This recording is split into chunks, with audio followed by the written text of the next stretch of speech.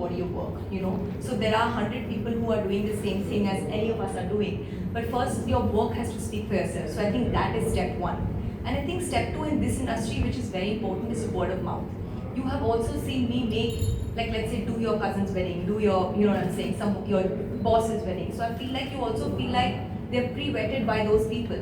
So word of mouth is so important in our industry. So sometimes we're not ever advertising, because we are being advertised by your friends and family by the work that you've done. And like she said, like using the best vendors. So even in my myopic view, when I use Pragati, which is Asia's best printer, I am telling you this is the best person to go to. And then if you want to go ahead and depart from our suggestion and do your own, that's on you. But like each time you use someone that you trust or is an industry leader, I think even that helps. So I think it goes 3 ways: your body, your work, and I think that recommendations like that word of mouth, and also using like other good vendors alongside your work. So it's a typical thing in India, is that not to use quality, not to use safety, save money, and take a chance, and then pray that it will go through. This is the thing which we've suffered all through for so many years, right? And you probably think that, okay, fine, this is a great thing, but out of this risk factor and vendors, we actually brought about an association called Event Equipment Services Association, which is an all India association, which is based out of all the cities. And we empaneled people, all vendors, to join as a member. And we have trained those people who work first with safety, how to rig, where to say no, where to tell the client or the event manager that I will not do this because this is too risky.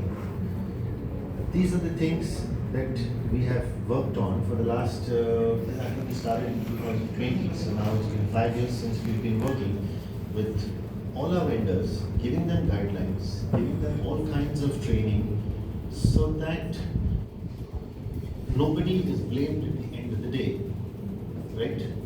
At the end, like what Bobby was just saying, that God willing, everything should go well, and you just hope that everything should go well, right?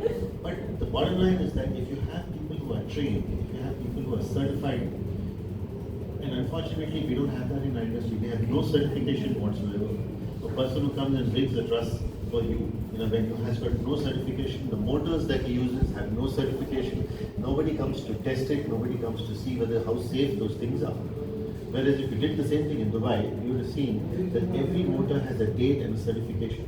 At the end of that date, you have to take that motor back again to the certification area, get it certified, and bring it back. Otherwise, the venue will not allow that motor to be brought in. That is how strict they are all over the world. Because if a piece of truss falls on somebody's head, that's the end of it.